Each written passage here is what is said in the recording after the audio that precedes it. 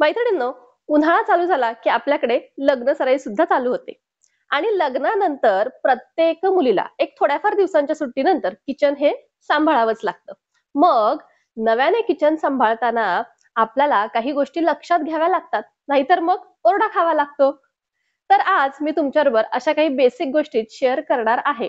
म्हणजे ज्या गोष्टींसाठी मी ओरडा खाल्ला होता, अशाच काहीशा गोष्टी मी तुमच्याशी शेअर करणार आहे. एक मोठी बहीण तुम्हाला सांगते असं समजा हवं तर. आपल्याला कोणाचा ओरडा खावा लागू नये किंवा आपण जरी नवीन असलो तरी सगळी कामं अगदी सराईतपणे आपल्याला करता यावीत.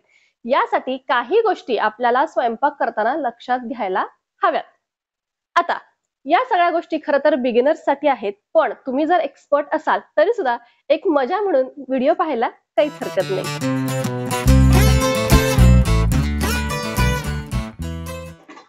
आपली सगळ्यात पहिली टीप, स्वयंपाकघरात येताना स्वच्छ अंघोळ करून व्यवस्थित केस बांधून मगच स्वयंपाकघरात यायचं. कारण की कोणत्याही पदार्थात केस टाकला म्हणून त्याची चव वाढत नाही. हा, थोडीशी बट वगैरे सोडली तरी चालेल ह, कारण आपल्याला सुंदर सुद्धा दिसायचंय ना. आपल्याला कोणता पदार्थ किती बनवायचा याचं प्रमाण माहित असतं आवश्यक आहे. म्हणजे 4 लोकांसाठी 15 माणसांचा स्वयंपाक बनवण्याची काहीच गरज नाही. आता आपण नवीन आहे, थोडासा आपल्याला अंदाज येत नाही, मग घरातल्या मोठ्यांची थोडीशी यामध्ये मदत घ्यावी. आणि महत्वाची गोष्ट म्हणजे तुम्ही 10 पदार्थ बनवले म्हणून सगळे खुश होणार आहेत असं अजिबातच नाही. 4च बनवा, पण तेच स्वादिष्ट बनवा. एखादा पदार्थ बनवताना जी काही सामग्री आपल्याला लागणार आहे ना, ती आधीच जवळ घेऊन ठेवायची. करता करता हे राहिलं ते राहिलं, हे घ्यायचंय ते घ्यायचंय असं मध्ये इकडं तिकडं जायचं नाही. कारण की आधीच आपण नवीन असतो, कुठे काय ठेवले आपल्याला समजत नाही. त्यामुळे आधीच तयारी असलेली कधीही चांगली. भाज्या चिरताना देखील काही गोष्टी लक्षात ठेवायच्या. म्हणजे दरवेळेस एकसारखी भाजी चिरायची अजिबात गरज नसते. तुम्ही काय करणार आहे त्याच्यावर अवलंबून आहे. म्हणजे जसं की मी आता पोहे करणार आहे, तर पोह्याला थोडासा मोठा कांदा चिरला तरी चालतो. पण तुम्ही जर एखादी वेगळी भाजी करणार असाल तर त्यासाठी बारीक कांदा लागू शकतो. त्यामुळे वेगवेगळ्या पद्धतीच्या भाज्यांसाठी वेगवेगळ्या पद्धतीने भाज्या चिराव्या लागतात. कोणत्याही भाजीला फोडणी देताना एवढ्या जवळूनही द्यायची नाही जेणेकरून आपला चेहरा भाजेल, आणि एवढ्या लांबूनही द्यायची नाही जसं काही त्या फोडणीचा स्फोट होणार आहे. नेहमी बॅलन्स साधायचा.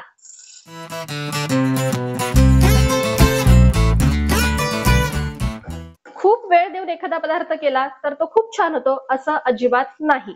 या उलट खूप कमी वेळात केला की सुद्धा तो छान होईल असं देखील अजिबात नाही. आणि मग त्यासाठी गॅसचा एकदम वणवा करायची गरज नाही किंवा अगदी बारीक करून फडफडत गॅस ठेवायची सुद्धा काही गरज नाही. नेहमी बॅलन्स साधायचा आणि मंद आचेवरच स्वयंपाक करायचा. एखादा पदार्थ बनवताना त्यात टाकण्याचे इन्ग्रेडियंट्स माझ्याकडे भरपूर आहेत म्हणून ते अति प्रमाणात टाकायचे नाहीत.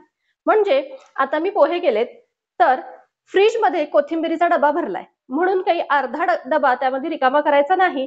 किंवा खूप सारा माझ्याकडे फ्रीज मध्ये कढीपत्ता आहे म्हणून काही भरपूर कढीपत्ता अजिबात टाकायचा नाही. जेवढा लागेल तेवढाच टाकायचा. कारण इथे सुद्धा प्रमाण महत्वाचं आहे. प्रमाणात टाकलं तरच त्याला चव येणार आहे. थोडक्यात काय, प्रमाणात गोष्टी टाकल्या की त्या पदार्थाला छान चव येते. आता कोणताही पदार्थ बनवताना पाककृती म्हणजे रेसिपी आपल्याला आधीच माहिती असायला हवी. कशानंतर काय टाकायचंय, आपल्याला काय काय लागणार आहे हे सगळं माहिती असायला हवं. कारण की जर मध्येच आपण काही विसरलो तर ते आठवत बसेपर्यंत जे टाकलंय ते करपणार नाही का. तर त्यामुळे लक्षात ठेवा. नसेल राहत लक्षात तर एखादा पेपर वगैरे घ्या, त्याच्यावर लिहून घ्या की आपल्याला कशानंतर काय टाकायचंय. म्हणजे जिरे टाकायचं, मोहरी टाकायची, हळद, हिंग, तिखट, त्यानंतर भाजी, अशा पद्धतीने तुम्ही ठरवून घ्या आधीच. आणि हो, थोडेफार दिवस जातील, म्हणजे एक 8-10 दिवस जातील तुम्हाला हे सगळं लक्षात येईपर्यंत. पण एकदा का लक्षात आलं ना की या सगळ्या बारीक सारीक गोष्टी लिहून ठेवायची अजिबात गरज नाही. आपोआप आपल्याला हे सगळं समजतं. भाजीला अर्धा 1 तास शिजवून तिचा सगळा जीव घ्यायचा नाही, किंवा अगदी कमी शिजवून कच्ची ठेवून घरातल्यांची पोट सुद्धा दुखवायची नाहीत. संतुलन ठेवायचं भाजी शिजण्यावर. आता आपण नवीन आहे स्वयंपाकात, तरी सुद्धा पदार्थ चांगलाच व्हावा असं आपल्याला वाटत असतं. त्यामुळे पदार्थ सर्व्ह करण्यापूर्वी कुणी आजूबाजूला नाहीये ना हे पाहायचं आणि हळूच थोडीशी चव घेऊन पाहायचं.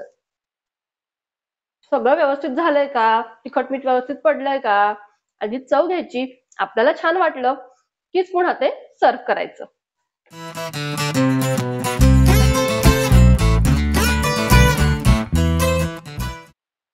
Happiness is homemade. म्हणजे आपण बनवलेला कोणताही पदार्थ खाताना लोकांच्या चेहऱ्यावरती आनंद दिसायला हवा, हॅपीनेस दिसायला हवा आणि मग त्यासाठी तो आपण व्यवस्थित बनवायलाच हवा. म्हणजे काय तर पहा, कोणताही पदार्थ जास्त तिखट किंवा अगदी सपकही नाही बनवायचा, समतोल साधायचा, जेणेकरून सगळ्यांना तो व्यवस्थित खाता यावा.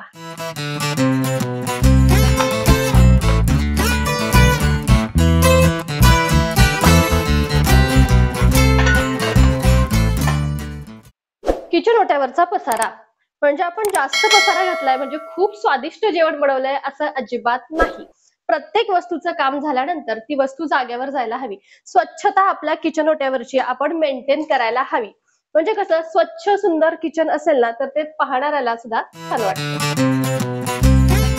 तर मैत्रिणींनो, स्वयंपाक करताना आपल्याला काय काय काळजी घ्यायची आहे हे तर मी बऱ्यापैकी आता तुमच्याबरोबर शेअर केलेलं तर आहेच. पण याच्या पुढे जाऊन ऍक्च्युअल तो पदार्थ चविष्ट किंवा टेस्टी होण्यासाठी आपल्याला काय काय करायला हवं, तर यासाठीच्या खूप साऱ्या टिप्स आपल्या चॅनलवरती आहेत, त्या तुम्ही पाहू शकता. आणि यापेक्षा तुम्हाला जर काही आणखी वेगळ्या शंका असतील तर जरूर कमेंट करा. माझ्याही पेक्षा अतिशय उत्तम उत्तर देणारे खूप सारे सबस्क्रायबर्स आपल्या चॅनलवरती आहेत, तेही तुम्हाला नक्कीच मदत करतील. तर मैत्रिणींनो, अगदी बेसिक गोष्टी होत्या पण अत्यंत महत्वाच्या. आणि हे जर आपल्याला सगळं सांभाळता आलं तर मग काय क्या बात है. तर आपला हा व्हिडिओ ज्या कोणी एक्सपर्टनी आतापर्यंत पाहिला असेल त्यांनी त्यांच्याही काही टिप्स आपल्या नव्याने स्वयंपाक शिकणाऱ्यांसाठी नक्की कमेंट बॉक्स मध्ये द्या, म्हणजे त्याचा त्यांना फायदाच होईल. तर चला मग भेटू आपण पुढच्या एका नवीन व्हिडिओमध्ये. पण पुढच्या व्हिडिओमध्ये भेटायचं असेल तर त्यासाठी लाईक, शेअर आणि आपल्या चॅनलला सबस्क्राईब करायला अजिबात विसरू नका. Bye bye.